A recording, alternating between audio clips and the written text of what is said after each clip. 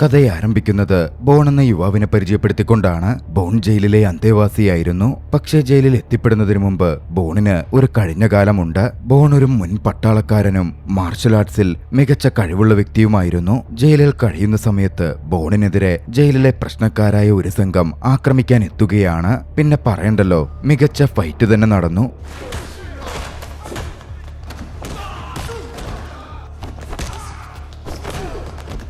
ബോണിന് മുമ്പിൽ പിടിച്ചു നിൽക്കാൻ എതിരാളിക്ക് സാധിക്കുമായിരുന്നില്ല. പിന്നീട് കുറച്ചു നാളുകൾക്ക് ശേഷം ബോൺ ജയിൽ മോചിതനായി ലോസ് ആഞ്ചലസിലേക്ക് ബോൺ എത്തിച്ചേരുകയാണ്. അവിടെ ടമാര എന്ന സ്ത്രീയുടെ ഒരു അപ്പാർട്ട്മെന്റ് റെന്റിനെടുത്ത് ബോൺ താമസിക്കാൻ ആരംഭിച്ചു. ഫ്ളാറ്റ് കൊടുക്കുമ്പോഴേ ടമാര പറഞ്ഞു, ഇവിടെ കുറെ നിയമങ്ങളുണ്ട്, അത് പാലിച്ചു വേണം ബോൺ ജീവിക്കുവാൻ. അപ്പാർട്ട്മെന്റ് ബിൽഡിംഗിലേക്ക് ആവശ്യമില്ലാത്ത പ്രശ്നങ്ങൾ വലിച്ചിഴച്ചു കൊണ്ടുവന്നേക്കരുത്. ഓരോ നിയമങ്ങളും ടമാര വിശദമായി പറഞ്ഞുകൊടുത്തു. അധികം വൈകാതെ ജെയിംസ് എന്ന പേരുള്ള ഒരു മാഫിയ തലവനെ നമ്മൾ പരിചയപ്പെടുന്നു. ജെയിംസിന്റെ നേതൃത്വത്തിൽ ഒരു അണ്ടർഗ്രൗണ്ട് ഫൈറ്റിംഗ് അറീന നടക്കുന്നുണ്ടായിരുന്നു. ഹാമർമാൻ എന്നു പേരുള്ള കരുത്തുറ്റൊരു ഫൈറ്റർ ജെയിംസിനുണ്ട്. അവിടുത്തെ ലോക്കൽ ചാമ്പ്യനായിരുന്നു ഹാമർമാൻ. കൊടൂരമായ ഫൈറ്റിംഗ് രീതി കൊണ്ട് ഹാമർമാൻ ഏവരുടെയും ശ്രദ്ധ നേടിയിരുന്നതാണ്. മാത്രമല്ല, ഇതുവരെ ഹാമർമാനെ ഒരാൾ പോലും പരാജയപ്പെടുത്തിയിട്ടുമില്ല. അന്ന് രാത്രിയിൽ ആ ഫൈറ്റിംഗ് അറീനയിൽ വെച്ച് ഒരു ഫൈറ്റ് ആരംഭിക്കാൻ പോവുകയായിരുന്നു. പിൻബോൾ എന്നു പേരുള്ള ഒരു ഫൈറ്റ് പ്രൊമോട്ടർ ഉണ്ട്. അയാളുടെ ഫൈറ്ററിയായിരുന്നു ഹാമർമാൻ എതിരിടുക. അധികം വൈകാതെ ഫൈറ്റ് ആരംഭിച്ചു. പക്ഷേ പിൻബോൾ കൊണ്ടുവന്ന ഫൈറ്റർ ഹാമർമാന് മുമ്പിൽ ഒന്നും തന്നെയായിരുന്നില്ല. ഹാമർമാൻ വളരെ എളുപ്പത്തിൽ അയാളെ പരാജയപ്പെടുത്തി കളഞ്ഞു. പിൻബോൾ തടഞ്ഞില്ലായിരുന്നെങ്കിൽ ഒരുപക്ഷെ ഹാമർമാൻ അവനെ വകവരുത്തി കളഞ്ഞേനെ. ഫൈറ്റിലും ബെറ്റിലും പരാജയപ്പെട്ടതുകൊണ്ട് ജെയിംസിന് പിൻബോളിന് പണം കൈമാറേണ്ടി വന്നു. ജെയിംസിനോട് എതിരിടാൻ പിൻബോളിന് ഭയമായിരുന്നു. ആവശ്യമില്ലാതെ പ്രശ്നങ്ങൾ ഉണ്ടാക്കൽ, ആളുകളെ കൊല്ലലൊക്കെ ജെയിംസിന് വലിയ താല്പര്യമുള്ള കാര്യങ്ങളായിരുന്നു. പിൻബോൾ തിരികെ കാറിലെത്തി. പിൻബോൾ കാറിനകത്ത് കയറിയപ്പോ പിൻബോളിന്റെ കാറിനുള്ളിൽ ബോൺ ഇരിക്കുന്നുണ്ടായിരുന്നു. ഒരു നിമിഷം ബോണിന്റെ പ്രസൻസിൽ പിൻബോൾ ഞെട്ടി. ബോൺ പിന്നാലെ പിൻബോളിനോട് സംസാരിച്ചു. ഹാമർമാനെതിരെ തനിക്ക് ഫൈറ്റ് ചെയ്യണമെന്നും അതിന് അവസരമൊരുക്കണം എന്നും ആവശ്യപ്പെട്ടു. പക്ഷെ തനിക്ക് ഒരു പരിചയവുമില്ലാത്ത ഒരുത്തിനെ പിടിച്ച് ബെറ്റ് കെട്ടി എങ്ങനെ ഹാമർമാനെതിരെ ഫൈറ്റ് ചെയ്യിപ്പിക്കും? പിൻബോളിന് അതത്ര നല്ല ബുദ്ധിയായി തോന്നിയില്ല. പക്ഷേ ബെറ്റ് വെക്കാനുള്ള പണമടക്കം നൽകി ബോൺ പിൻബോളിനെ കൺവിൻസ് ചെയ്യിച്ചു. താൻ വിജയിച്ചാൽ തനിക്ക് 20% പണം മാത്രം മതിയെന്നും ഇനി തന്റെ ഒപ്പം പിൻബോൾ ബെറ്റ് വെക്കുന്നുണ്ടെങ്കിൽ അത് 40% ഉയർത്തണം എന്നും ബോൺ ആവശ്യപ്പെട്ടു. പിൻബോളിനും അത് നല്ലൊരു ഡീലായി തോന്നി. പിന്നാലെ പിൻബോൾ ബോണിനെയും കൂട്ടിക്കൊണ്ട് അണ്ടർഗ്രൗണ്ട് ഫൈറ്റിംഗ് അറീനയിലേക്ക് ചെന്നു. ജെയിംസും ജെയിംസിന്റെ ഗേൾഫ്രണ്ട് ഏഞ്ചലയും അവിടെ ഉണ്ടായിരുന്നു. അവിടെ വെച്ച് ഏഞ്ചലയെ ബോൺ കുറച്ചു നേരം നോക്കിക്കണ്ടു. ജെയിംസിന് അതത്രക്ക് അങ്ങോട്ടേക്ക് സുഖിച്ചില്ല. ബോണിന് ഏഞ്ചലയ്ക്കുമേൽ ഒരു താല്പര്യമുള്ള പോലെ ജെയിംസ് ചിന്തിച്ചിരുന്നു. ഏഞ്ചലയെ ചേർത്ത് പിടിച്ച് ഏഞ്ചല തന്റേതാണ് എന്ന തരത്തിൽ ജെയിംസ് ബോൺസിനെ ഒന്ന് വാൺ ചെയ്യുകയും ചെയ്തു. അധികം വൈകാതെ ബോൺസിന്റെ ആദ്യത്തെ ഫൈറ്റിന് അവസരമൊരുങ്ങി. കരുത്തുറ്റൊരു ഫൈറ്ററായിരുന്നു ബോൺസിനെതിരെ വന്നത്. പക്ഷേ ഏവരെയും ഞെട്ടിച്ചുകൊണ്ട് 2 കിക്കിൽ എതിരാളിയെ ബോൺസ് പരാജയപ്പെടുത്തുകയാണ്. ബോൺസിന്റെ ഫൈറ്റിംഗ് എബിലിറ്റി കണ്ടതും ബോൺസിന്റെ പ്രൊമോട്ടറായി തുടരാൻ പിൻബോൾ തീരുമാനിച്ചുറച്ചിരുന്നു. ബോണിനാണെങ്കിൽ അതിലൊന്നും ഒരു പ്രശ്നമുണ്ടായിരുന്നില്ല. എത്രയും വേഗം ഹാമർമാനെതിരെ ഫൈറ്റ് ചെയ്യണം, ജെയിംസിന്റെ ആൾക്കെതിരെ ഫൈറ്റ് ചെയ്ത് വിജയിക്കണം എന്നത് മാത്രമായിരുന്നു ബോൺസിന്റെ ലക്ഷ്യം. തിരികെ യാത്ര ചെയ്യുമ്പോൾ ബോൺസ് പിൻബോളിനടുക്കൽ ഏഞ്ചലയെ പറ്റി ചോദിച്ചു. ഏഞ്ചലയെ തൊടാൻ നിൽക്കണ്ട, അപകടമാണ് എന്നായിരുന്നു പിൻബോൾ ആദ്യമേ മറുപടി പറഞ്ഞത്. പിന്നാലെ അയാൾ കാര്യങ്ങൾ വിശദീകരിച്ചു. ഏഞ്ചല മുമ്പ് മാരീഡ് ആയിരുന്നു. പക്ഷേ ഏഞ്ചലയുടെ ഭർത്താവിനെ ജെയിംസ് 3 കൊലപാതക കേസിൽ കുരുക്കി ജയിലിലേക്ക് അയച്ചു. ജയിലിൽ വെച്ച് അയാൾ കൊല്ലപ്പെടുകയും ചെയ്തു. ഏഞ്ചല ജെയിംസിന്റെ കസ്റ്റഡിയിലായിരുന്നു. ഏഞ്ചല ഗർഭിണിയാണ് എന്നറിഞ്ഞപ്പോൾ ഗർഭഛിദ്രം നടത്തുവാൻ ജെയിംസ് നിർബന്ധിച്ചു. കുറെ നാളുകൾ ഏഞ്ചലയെ പറ്റി പിന്നീട് വിവരമൊന്നും ഉണ്ടായിരുന്നില്ല. പിന്നീട് ജെയിംസിനൊപ്പം ഏഞ്ചല കാണപ്പെട്ടു തുടങ്ങി. അപ്പോഴേക്കും അവൾ മയക്കുമരുന്നിന് അഡിക്റ്റായി കഴിഞ്ഞിരുന്നു. പിന്നീട് ജെയിംസിൽ നിന്ന് രക്ഷ നേടാൻ ഏഞ്ചലയ്ക്ക് സാധിച്ചിട്ടില്ല. പിൻബോളിൽ നിന്ന് കാര്യങ്ങൾ മുഴുവനും ബോൺസ് മനസ്സിലാക്കി. ഇതേസമയം മറുവശത്ത് ജെയിംസ് ആകട്ടെ തന്റെ ബിസിനസ് പാർട്ട്ണറുമായി ഒരു കൂടിക്കാഴ്ച നടത്തുകയായിരുന്നു. പക്ഷേ ബിസിനസ് പാർട്ട്ണർ പറഞ്ഞ ചില വാക്കുകൾ ജെയിംസിന് ഇഷ്ടപ്പെട്ടില്ല.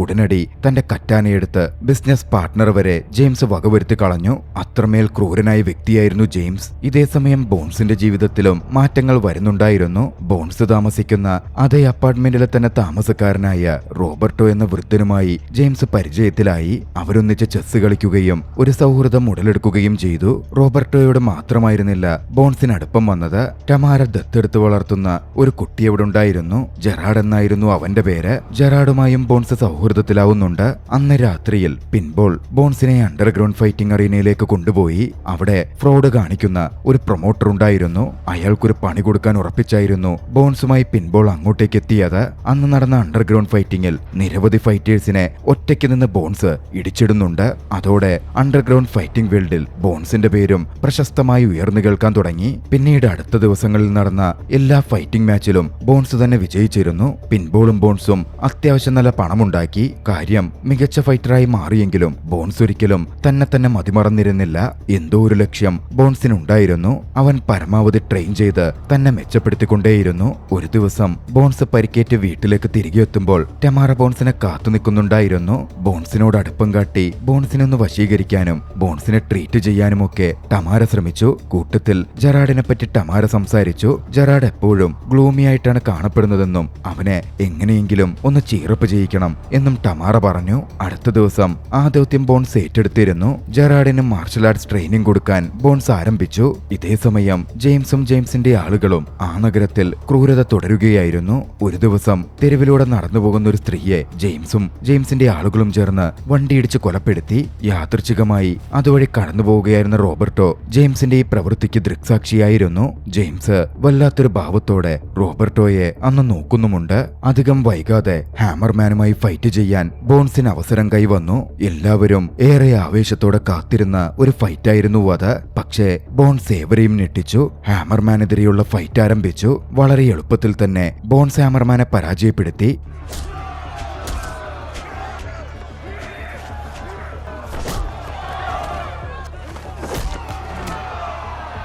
തന്റെ മികച്ച ഫൈറ്റർ ബോൺസിന് മുമ്പിൽ ഒന്നുമല്ല എന്ന് ജെയിംസ് നോക്കിക്കാണുകയാണ്. നാളുകൾക്ക് ശേഷം ബെറ്റിംഗിൽ പരാജയപ്പെട്ട അയാൾ പിൻബോളിന് പണം കൈമാറി. പിന്നാലെ ജെയിംസ് പിൻബോളിനെയും ബോൺസിനെയും ഡിന്നറിന് ക്ഷണിച്ചു. തന്റെ ആളായി ഫൈറ്ററാക്കി ഇന്റർനാഷണൽ അണ്ടർഗ്രൗണ്ട് ഫൈറ്റിൽ ബോൺസിനെ ഇറക്കുവാൻ ജെയിംസ് ആലോചിച്ചിരുന്നു. ഏറെ സമ്പന്നരായ വ്യക്തികളാണ് പ്രധാനമായും ആ ഇന്റർനാഷണൽ അണ്ടർഗ്രൗണ്ട് ഫൈറ്റ് നടത്തുന്നത്. പ്രധാനമായും ആയുധ കച്ചവടക്കാരനായ ഫ്രാങ്ക്ലിൻ മക്കേയാണ് അതിന് നേതൃത്വം കൊടുക്കുന്നത്. കൺസോർഷ്യം എന്നറിയപ്പെടുന്ന ഒരു സംഘം ആളുകളായിരുന്നു അതിൽ ബെറ്റ് വെക്കുന്നതും പങ്കെടുക്കുന്നതും. ഇന്റർനാഷണൽ ഫൈറ്റിംഗ് അറീനയിലെ ചാമ്പ്യനായ പ്രിറ്റി ബോയ് പ്രൈസിനെതിരെ ബോൺസിനെ മത്സരിപ്പിക്കാനായിരുന്നു ജെയിംസ് പദ്ധതിയിട്ടിരുന്നത്. ജെയിംസ് ഇക്കാര്യങ്ങൾ ബോൺസിന് മുമ്പിൽ അവതരിപ്പിച്ചു. പക്ഷേ ബോൺസ് താൻ ആലോചിക്കട്ടെ എന്ന് പറയുക മാത്രമായിരുന്നു ചെയ്തത്. അതോടെ ഏഞ്ചലയെ സമീപിച്ച ജെയിംസ് ഏഞ്ചലയോട് ബോൺസിന് മുമ്പേ ഒരു താല്പര്യമുണ്ടായിരുന്നു എന്ന് കണ്ട് അവൻ അടുത്തു ചെന്ന് അവനെ കൺവിൻസ് ചെയ്യിക്കാൻ ആവശ്യപ്പെട്ടു. അങ്ങനെ ഏഞ്ചലയും ബോൺസും ഒരു മുറിയിൽ തനിച്ചായി. ബോൺസിനെ വശീകരിക്കാനായിരുന്നു ഏഞ്ചലയുടെ ശ്രമം. പക്ഷേ ബോൺസ് പറഞ്ഞു, ഏഞ്ചലയെ ഇങ്ങനെ അടുത്തു കിട്ടാനാണ് ഇത്രനാളും ഞാൻ കഷ്ടപ്പെട്ടത്. ജയിലിൽ ഞാൻ കഴിയുമ്പോൾ എന്റെ അടുത്ത സുഹൃത്തായിരുന്നു നിങ്ങളുടെ ഭർത്താവായിരുന്ന ഡാനിക്ക് സംഭവിച്ചതൊക്കെ എനിക്കറിയാം. പക്ഷേ ഒരു ദിവസം ജെയിംസിന്റെ ഓർഡറിനാൽ ജെയ്സി എന്ന് പറയുന്ന ഒരു അന്തേവാസി തന്നെ ഡാനിയെ ജയിലിൽ വെച്ച് വകവരുത്തി. ഡാനി എന്നോട് ആവശ്യപ്പെട്ടത് നിങ്ങളെ സുരക്ഷിതമാക്കണമെന്നായിരുന്നു. ഡാനിയുടെ മരണത്തോടെ ഞാനത് തീരുമാനിച്ചുറപ്പിച്ചു. ബോൺസ് പറഞ്ഞതൊക്കെ കേട്ടതും ഏഞ്ചല പറയാൻ തുടങ്ങി, ഡാനി ജയിലിൽ പോയ ശേഷം ഞാനൊരു കുട്ടിക്ക് ജന്മം നൽകിയിരുന്നു. പക്ഷെ ആ കുട്ടി ഇപ്പോൾ എവിടാണെന്നോ എന്തു ചെയ്യുന്നെന്നോ ഒന്നും എനിക്കറിയില്ല. അവൻ ജീവിച്ചിരിപ്പുണ്ടോ എന്നുപോലും എനിക്കറിയില്ല. എന്നെ മയക്കുമരുന്നിൽ കുടുക്കി ഇവിടെ ഇവർ വെച്ചിരിക്കുകയാണ്. ബോൺസ് അവളോട് പറഞ്ഞു, നിങ്ങളുടെ മകൻ സുരക്ഷിതനായിട്ട് തന്നെയുണ്ട്. പക്ഷേ നിങ്ങൾ മകന്റെ കസ്റ്റഡി നേടിയെടുക്കണമെങ്കിൽ ആദ്യം മയക്കുമരുന്നിൽ നിന്ന് മോചനം നേടണം. അതിനുവേണ്ടി ശ്രമിക്കണം. അതിനുള്ള അവസരമൊക്കെ ഞാൻ ഒരുക്കി തരാം. ഏഞ്ചലയ്ക്ക് പുതിയൊരു ഉണർവ് തന്നെ കിട്ടിയിരുന്നു. ഏഞ്ചലയ്ക്കൊപ്പം പദ്ധതികൾ ഡിസ്കസ് ചെയ്ത് ബോൺസ് ജെയിംസിന് മുമ്പിലേക്ക് എത്തി. ജെയിംസിന്റെ ഓഫർ താൻ സ്വീകരിക്കാം എന്ന് പറഞ്ഞു. പക്ഷേ കൂട്ടത്തിലൊരു കണ്ടീഷനും ബോൺസ് ജെയിംസിന് മുമ്പിൽ വെച്ചു. ഏഞ്ചലയെ താൻ കൂടെ കൊണ്ടുപോകും എന്നായിരുന്നു അത്. ജെയിംസ് അതിനൊക്കെ പറയുന്നുണ്ട്. ഏഞ്ചലയെ കൂട്ടി ബോൺസ് പോയത് ഒരു റീഹാബിലിറ്റേഷൻ ക്ലിനിക്കിലേക്കായിരുന്നു. വേണ്ട സൗകര്യങ്ങൾ അവിടെ ഏഞ്ചലയ്ക്ക് അയാൾ ചെയ്തു കൊടുത്തു. ഇതേസമയം മറുവശത്ത് ജെയിംസ് തന്റെ തീരുമാനവുമായി മുമ്പോട്ട് പോവുകയായിരുന്നു. ഇന്റർനാഷണൽ അണ്ടർഗ്രൗണ്ട് ഫൈറ്റിംഗ് നടക്കുന്ന ഫ്രാങ്ക്ലിൻ മക്വേയെ ജെയിംസ് നേരിട്ട് ചെന്ന് കണ്ടു. കാര്യങ്ങൾ കൃത്യമായി സംസാരിച്ച് $5 മില്യൺ കൊടുത്ത് കൺസോർഷ്യത്തിലെ അംഗമാവുകയും ബെറ്റ് കെട്ടുകയും ഫൈറ്റിനുള്ള അവസരം ഒരുക്കുകയും ചെയ്തു. അന്ന് രാത്രിയിലാണ് മറ്റൊന്നുകൂടി സംഭവിക്കുന്നത്. ബോൺസ് ഒരു വാർത്തയറിഞ്ഞു. അപ്പാർട്ട്മെന്റ് ബിൽഡിംഗിന് മുമ്പിൽ വെച്ച് റോബർട്ടോ കൊല്ലപ്പെട്ടു എന്നായിരുന്നു അത്. റോബർട്ടോയുടെ മരണകാരണം ജെയിംസിന്റെ ആളുകളാണ് എന്ന് ബോൺസ് മനസ്സിലാക്കിയിരുന്നു. റോബർട്ടോ അവരുടെ ഒരു കുറ്റകൃത്യത്തിന് ദൃക്സാക്ഷിയായിരുന്നല്ലോ. അതുകൊണ്ട് അവർ റോബർട്ടോയെ വകവരുത്തിയതായിരുന്നു. റോബർട്ടോയുടെ മരണവിവരമറിഞ്ഞ് ടമാര അക്ഷരാർത്ഥത്തിൽ ഞെട്ടിയിരുന്നു. ബോൺസ് ടമാരയെ ആശ്വസിപ്പിക്കാൻ ശ്രമിച്ചു. ഇതേസമയം റോബർട്ടോയുടെ മരണത്തിന് പിന്നിൽ ജെയിംസും ആളുകളുമാണെന്ന് അറിഞ്ഞതും ഫൈറ്റിൽ നിന്ന് ബോൺസ് പിന്മാറാൻ തീരുമാനിച്ചിരുന്നു. അത് ജെയിംസിനെ ചൊടിപ്പിച്ചു. പിൻബോളിനെയും ബോൺസിനെയും പിടിച്ചു വകവരുത്താൻ തന്റെ ആളുകളെ ജെയിംസ് പറഞ്ഞയച്ചു. ഹാമർമാൻ അടക്കം പിൻബോളിനടുത്തെത്തി. താൻ അപമാനിക്കപ്പെട്ടതിന് പ്രതികാരം ചെയ്യാനായിരുന്നു ഹാമർമാന്റെ വരവ്. ഹാമർമാൻ പിൻബോളിനെ കണക്കിന് മർദ്ദിച്ചു. ഭാഗ്യവശാൽ ആ സമയം അങ്ങോട്ടേക്ക് ബോൺസ് എത്തി. അവിടെ ഒരു ഫൈറ്റ് അരങ്ങേറി. പിൻബോളിനെ ബോൺസ് രക്ഷപ്പെടുത്തി.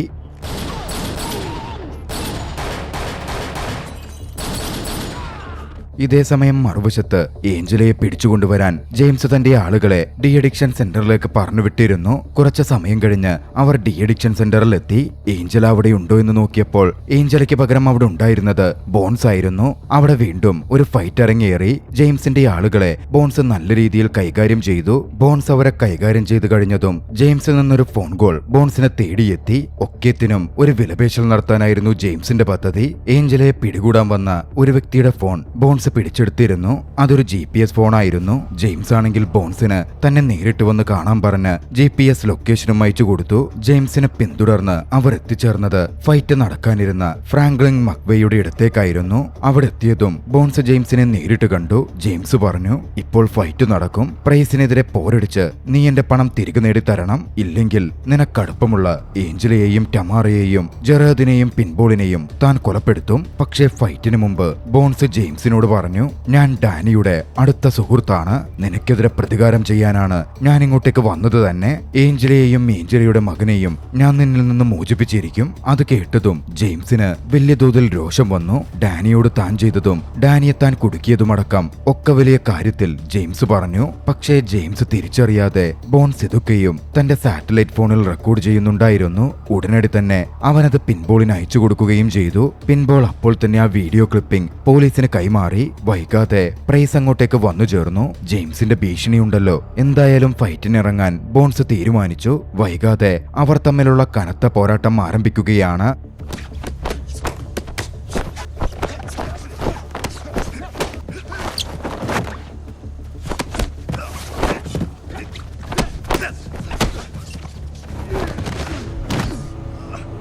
പക്ഷേ ഒരു ഘട്ടത്തിൽ തന്റെ മികച്ച ലോക്കിംഗ് ടെക്നിക്ക് കൊണ്ട് പ്രൈസിനെ അനങ്ങാൻ പറ്റാത്ത രീതിയിലേക്ക് ബോൺസ് ആക്കി തീർത്തു. ബോൺസ് വിജയിക്കുന്ന ഘട്ടത്തിലേക്ക് എത്തിയിരുന്നു. പക്ഷേ പെട്ടെന്ന് ബോൺസ് പിന്മാറി. പ്രൈസിന് മുമ്പിൽ സ്വയം പരാജയപ്പെട്ടു കൊടുത്തു. അങ്ങനെ വിജയിക്കേണ്ടുന്നൊരു ഫൈറ്റ് ബോൺസ് തോറ്റു കൊടുത്തതിൽ ജെയിംസിന് അത്രമേൽ രോഷം വന്നിരുന്നു. തന്റെ കറ്റാനയെടുത്ത് ബോൺസിനെ ആക്രമിക്കാൻ ജെയിംസ് പാഞ്ഞെടുത്തു. പ്രതിരോധിച്ചു നിൽക്കാൻ ബോൺസ് ശ്രമിക്കുന്നുണ്ടായിരുന്നു. അത് കണ്ട മക്വേയാകട്ടെ ഇരുതല മൂർച്ചയുള്ള ഒരു വാളെടുത്ത് ബോൺസിന് ഇട്ടുകൊടുത്തു. ഏത് ഫൈറ്റ് നടന്നാലും അത് നീതിപൂർവമായിരിക്കണം നടക്കേണ്ടത് എന്ന് മക്വൈ പറയുന്നുണ്ടായിരുന്നു. ബോൺസ് പക്ഷേ വാളെടുത്തില്ല.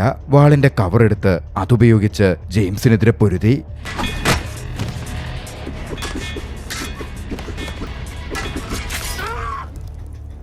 തൊട്ടു പുറകെ അങ്ങോട്ടേക്ക് പോലീസ് സംഘം എത്തിച്ചേർന്നിരുന്നു. ബോൺസ് അടക്കം മറ്റുള്ളവർ അവിടെ നിന്ന് രക്ഷപ്പെട്ടു. ജെയിംസിന് രക്ഷപ്പെടാൻ സാധിച്ചില്ല. ജെയിംസിനെ എല്ലാ തെളിവുകളുടെയും അടിസ്ഥാനത്തിൽ പോലീസ് അറസ്റ്റ് ചെയ്തു. പിൻബോൾ അയച്ച തെളിവടക്കം കിട്ടിയതുകൊണ്ട് ജെയിംസിനെതിരെയുള്ള കേസും വളരെയധികം സ്ട്രോങ് ആയിരുന്നു. അടുത്ത ദിവസം ഏഞ്ചല ടമാറയുടെ ബിൽഡിംഗിലേക്ക് എത്തി. അവിടെ ഏഞ്ചലയെ കാത്ത് ജെറാദ് ഉണ്ടായിരുന്നു. ജെറാദായിരുന്നു യഥാർത്ഥത്തിൽ ഏഞ്ചലയുടെ മകൻ. അമ്മയും മകനും മീറ്റ് ചെയ്തു. ബോൺസ് അതിനവസരമൊരുക്കി. മയക്കുമരുന്നിൽ നിന്നും ഏഞ്ചല പൂർണ്ണമായും മുക്തിയായി കഴിഞ്ഞിരുന്നു. മറുവശത്ത് ജെയിംസിന് ഭയന്ന് ടമാറ ബോൺസിനോട് നേരത്തെ അപ്പാർട്ട്മെന്റ് വിട്ടുപോകാൻ പറഞ്ഞിരുന്നു. പക്ഷേ അന്ന് അവനടുത്തെത്തി പോവണ്ടെന്നും അവിടെ തുടർന്നോളാനും പറഞ്ഞു. പക്ഷെ അത് വേണ്ട, ഞാൻ അവിടെ തുടർന്നാൽ നിങ്ങൾക്ക് അപകടമാണ് എന്നായിരുന്നു ബോൺസിന്റെ മറുപടി. പിൻബോളിനൊപ്പം തന്റെ പുതിയ ലക്ഷ്യങ്ങളിലേക്ക് ബോൺസ് യാത്ര തിരിക്കുന്നിടത്ത് ചലച്ചിത്രം അവസാനിക്കുകയാണ്. രസകരമായ ഈ ആക്ഷൻ ചലച്ചിത്രം നിങ്ങൾക്കിഷ്ടമായെങ്കിൽ വീഡിയോ ലൈക്ക് ചെയ്യുക. അഭിപ്രായങ്ങളും നിർദ്ദേശങ്ങളും കമന്റുകളിൽ രേഖപ്പെടുത്തുക. കഴിയുമെങ്കിൽ ചാനൽ സബ്സ്ക്രൈബ് ചെയ്തും കൂട്ടുകാർക്ക് ഷെയർ ചെയ്തു കൊടുത്തും ഞങ്ങളെ സപ്പോർട്ട് ചെയ്യുക. അടുത്ത എപ്പിസോഡിൽ മറ്റൊരു മികച്ച ചലച്ചിത്രവുമായി നമുക്ക് കണ്ടുമുട്ടാം. അതുവരെ ബൈ.